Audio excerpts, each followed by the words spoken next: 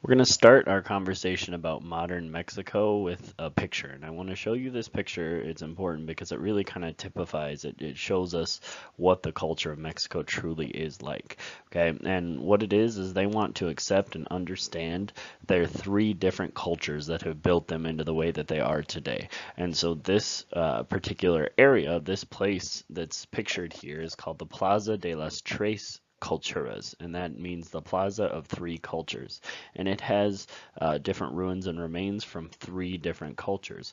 One of them that they count is right here, and that is the ruins from native building, and so that shows kind of their native culture that started it all. And then the first white people to come over here and kind of develop the country were the Spanish, and so that is a Spanish mission, an old Spanish mission that's still around. And then the third culture is kind of that mixed culture that they have today, and that's typified by these office buildings in the background. So you can see the two cultures that kind of mesh together and added in a whole bunch of other cultures to make what it is today. So let's start talking about the government of Mexico and how it's set up. The government of Mexico is really similar to the government of the United States. And so a lot of the things you will kind of know from the United States. Just like the United States, Mexico is also a federal republic. And so remember, federal means that the federal shares, or the federal government, the main big government, shares power with a whole bunch of state governments. Okay, in Mexico, there are actually 31 states and then one capital, kind of like it's a federal district, just like the District of Columbia, Washington, D.C. is here.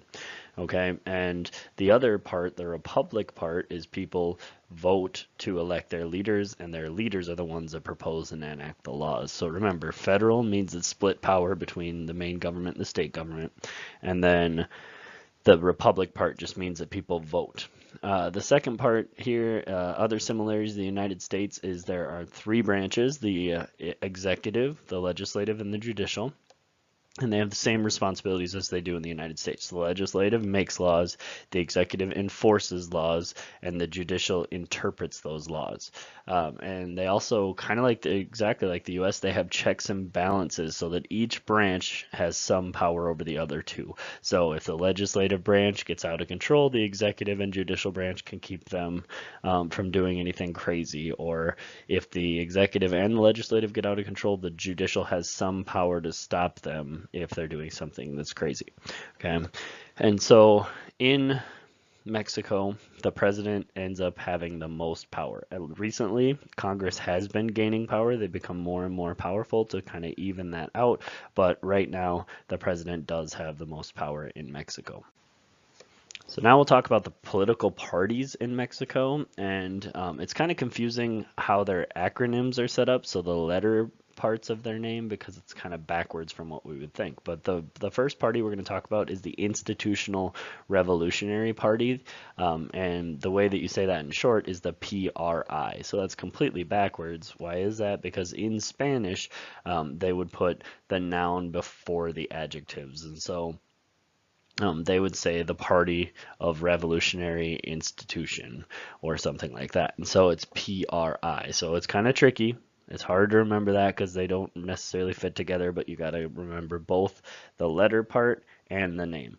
In 1929, the PRI gained control of the president or of the government, and every 6 years, what would happen is the president would pick a new candidate and make sure that they would win, and they would win easily. They were the only party. It was corrupt. It was not set up well. But in the late 1900s, the Mexicans got really frustrated by it, and they said, you know what, we need to make some change. We need some big change. We need to be able to have more fair elections where we actually have some choice. And so Ernesto Zedillo was the president in 2000, and he made some changes. Even though he was part of the PRI, he made changes to make the elections more fair so that there were more major parties allowed into the election. And so in the next election, a whole new party was kind of born. And that next party was called the PAN, and the PAN is the National Action Party. And so the PAN, what their main thing when they started out was all about was about the fair elections. They wanted more fair elections. And so, and our last guy, Ernesto Zedillo, was just finishing up his time as the president in 2000. In Mexico, you only get one term for 6 years to be the president. And so he was just finishing that up, and there was another election coming in 2000. And so what ended up happening in 2000 is when Zedillo set this up, the PAN and other political parties started to gain seats in Congress and gain seats in state government and all that kind of stuff. And in 2000, the president who was elected was Vicente Fox, and he was a PAN political party. He was in that party, and so he was very anti-corruption and started to kind of make the voting system and the political system even more fair so that there was more choice. Okay, after him in 2006, Felipe Calderon became the president, and then in 2012 it switched back over, or Felipe Calderon was also a PAN, but then the parties had gotten or the voting had gotten more fair, and so they didn't really need this PAN to be making it more fair, and so the IRP won again when Enrique Nieto became the president in 2012, and he is the current president of Mexico, and the next election should be next year for that. Okay, and talking about voting rights, just in general for Mexico, you have to be 18 years old and then you can vote. That's the main condition. And according to their constitution, every single person in Mexico is required to vote. That's not the same thing in the U.S. In the U.S., you should vote if you're a good citizen, but in Mexico, you have to vote according to their constitution. It's really not enforced. The police don't go around and arrest people that don't vote, but because it's in the constitution, that could happen at any time if they really wanted to push it.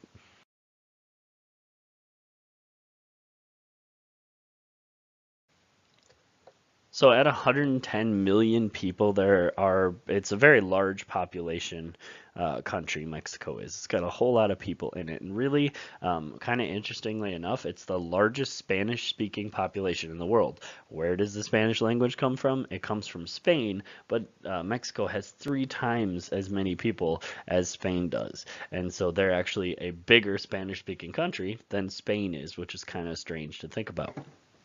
Um, the Mexican culture is really a blend of cultures. Like I said before, it's a mix of their Spanish and native ancestry. And what happened is the Spanish and the native people, they got together, they had kids, and so most of the population of Mexico is racially mixed. Okay, it's mixed between Spanish and Native American ancestry. They actually have ancestors that are both Spanish and Native American. And so about 3/5 of them are racially mixed, and most of them speak some sort of native and some sort of Spanish. And so Spanish may be their main language, but they're able to be bilingual and speak that native language as well. Most of the natives, the pure natives at this point, are the Mayans and the Zapotecs. Those are the biggest areas of them where there's still, just native people. And you can see the Mayans are in the Yucatan Peninsula there, and the Zapotecs are mostly in the southern highlands. And so most of the natives are in the southern half of Mexico. And to continue on talking about the Mexican culture, just some of their holidays and some of that kind of stuff shows the contribution of all their people, how they're really interested in that native heritage as well as that Spanish heritage. And one of them is on October 12th every year. They have a day called Dia de la Raza, and that just means the day of the races. And so what they do instead of celebrating Columbus Day, because that's Columbus Day, when Columbus came over and found the New World, they celebrate all of the races of their country. And the reason that they don't celebrate Columbus Day, and a lot of people don't celebrate Columbus Day, is because when Christopher Columbus came over here, it caused a lot of people to die, it caused a lot of slavery and things like that, and he just wasn't the best guy in the world. And so celebrating him is not, a lot of people don't like to do that. And so the Dia de la Raza celebrates the cultural contributions of all people, as well as their art really does that too, because one of the main things that they do, some of these artists are they make murals, and murals are these huge paintings that cover like the entire wall, and they're often done on a wall. And a couple of their major muralists are Diego Rivera and David Alfaro Siqueiros, and they learned this idea of these huge paintings from the natives of Mexico. Okay, and so a lot of these not only are have that inspiration from the natives, but they also are inspired and have scenes from Mexican history, and they celebrate Mexican history. So you can see a couple of their murals down below. When it comes to religion in Mexico, almost everybody is a Christian. It's a very, very high percentage of Christians, and most of the people are Roman Catholic. So Roman Catholic is one type of Christian, and about 3/4 of all the people in Mexico are Roman Catholic. And remember that Roman Catholic tradition, that religion was brought over by those missionaries, and those missionaries set up the missions, and it was a safe place to be, and people wanted to go there, and so a lot of people learned about the religion by seeking shelter and then hearing about it. And so 3/4 of the people in Mexico are Roman Catholic. The other major religion that's growing is Protestant, and Protestant is that other type of Christian. And they're growing in number. They're getting bigger and bigger, and most of the growth is happening in poor cities. They're kind of rejecting the Roman Catholic ideals and taking on the Protestant ideals. And so a lot of the people in Mexico, though, keep that blend with those traditional native religions. They want to keep that culture alive of the natives. And so one of these major, major things that they do that shows this is the Dia de los Muertos. And the Dia de los Muertos is the Day of the Dead, is what that means. And instead of filling that out right now, we will watch a video in class, and we'll talk about it and get it filled out.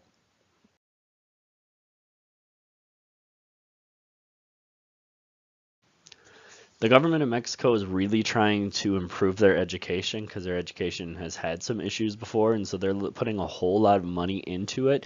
And the kind of things that they're doing is they're building schools, they're hiring more teachers and spending more money on teachers, and they're also providing more supplies to these people. And one of the supplies is buying new books. And oftentimes these books, what they're trying to do is help out the education in the poor areas where the natives live. And so they are coming up with books in the native language so that those kids can read it for the poor areas to help out their education. And so the literacy rate has come up a lot. Okay, it's still quite a bit lower than the US and Canada, which are both at 99%, but 91% of the people over 15 are able to read, write, and understand what they're reading.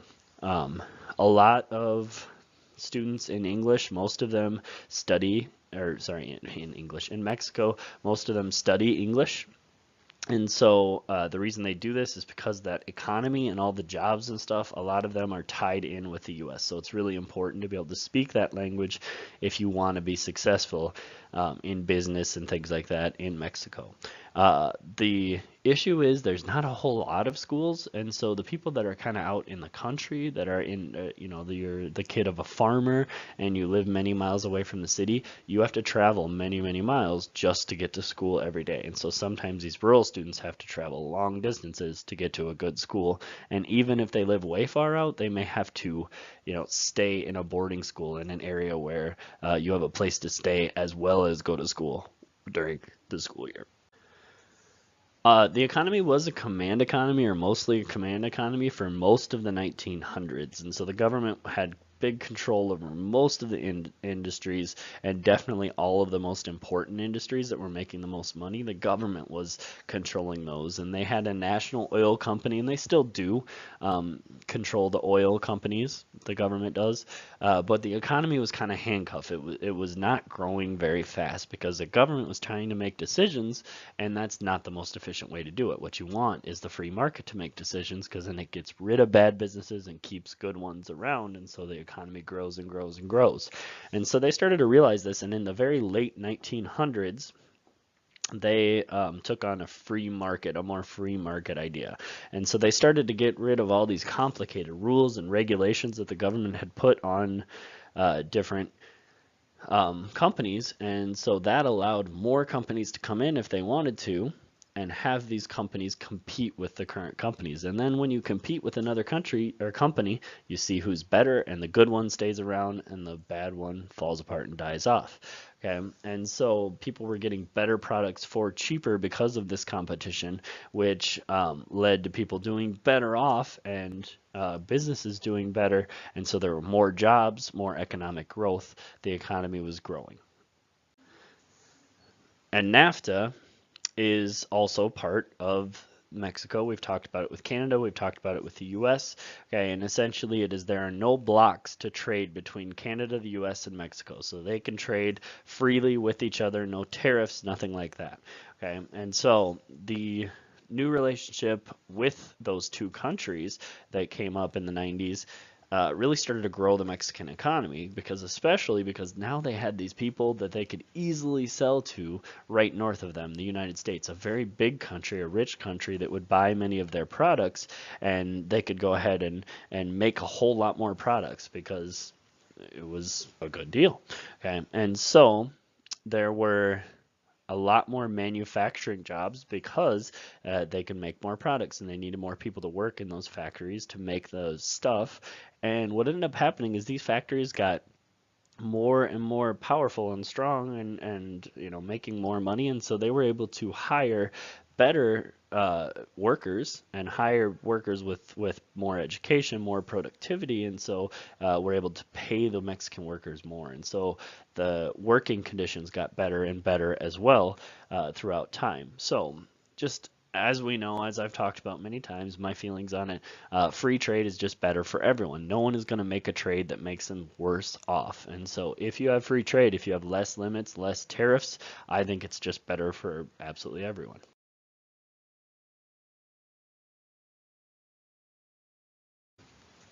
So the Mexican labor force is split into a bunch of different areas, but most of the people in Mexico are in the service industry. About 71% of the people are in the service industry, and a lot of the service areas that they have are finance, communications, healthcare, things we've talked about with Mexico or with Canada and the US.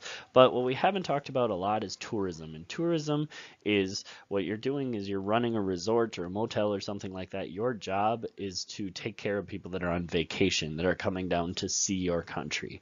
And so the beautiful resorts and the Mayan remains and all that kind of stuff on these really nice beaches that Mexico has are wonderful places for tourism. There's many many resorts and things like that, and a lot of Mexican people work in those resorts.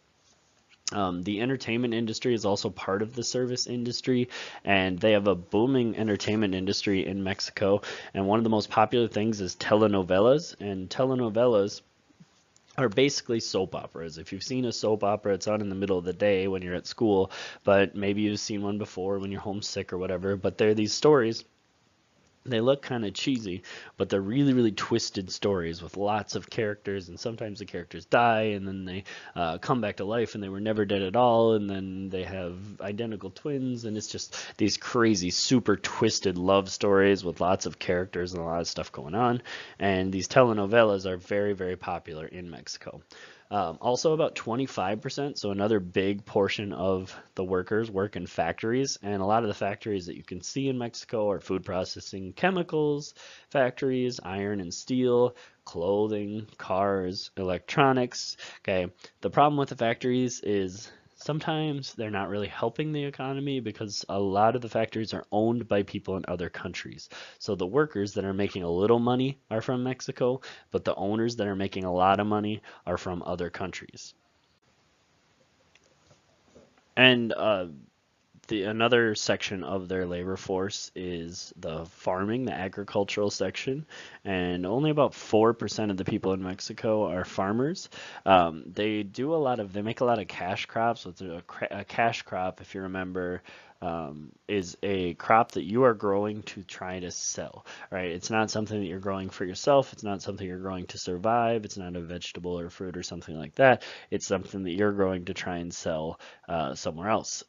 There are also really big cattle herds, so cows that are out there, and there's a lot of people that have ranches in northern Mexico, to keep these cattle herds fed and all that kind of stuff so that they can have beef as well as milk. Okay, the other option or the other part of the farming that's really not making very much money are these poor community farms. And what happens is they have a farm that's owned by a town that lives there, and everybody has to go out and work on it just to make enough food to feed the people inside of that town. And so after your job, you have responsibilities on the farm in order to survive, in order to have food. Okay. And a lot of people, because of some issues with the workforce, like things we've talked about already, a lot of people do leave Mexico to find a job. A lot of them cross the border, either illegally or legally, into the United States, and then they send money back to their families. And money sent back to the families, this is an important term that you need to know, are called remittances. Remittances is when you go to a new country to find a job, and then you send wire back or whatever money to your family, to somebody who's still back in your home country, so that they can survive and have enough money to live. And a lot of the people that are leaving are young people. Okay, and so the idea is the economy, there's a ton of young people in Mexico, and the economy really needs to grow very, very fast in order to make jobs and good jobs for these young people. Otherwise, they will leave the country for other opportunities, and the country will get smaller and less powerful as that happens. So some of the major exports with trade, and remember an export is something that you are sending out of your country, you're selling it in another country to make money. Some of their major exports are oil, manufactured goods, and some different crops that they have. Okay, and so oil is really the big one, it's the big dollar one, and that because the government owns the oil company helps to finance the government, helps them to have money to help out their people. Manufactured goods, again, those factories, they make less money than the United States, so they can make things for cheaper. And so a lot of the manufactured goods that we get in the United States are built or made in Mexico. And then also they have some crops, some of those cash crops we talked about that they send across. Some of them are flowers, some of them are fruits, different things that we don't have in America that people buy. Trade also creates, they belong to the World Trade Organization. They belong to NAFTA. They want NAFTA to get bigger. And the main story here is they just want more trade because trade is good for them, because trade creates these jobs. What ends up happening, like I said before, is the wages are lower in Mexico than they are in the US and Canada, so their workers make less money, so they can make things for cheaper than it can be made in the US and Canada.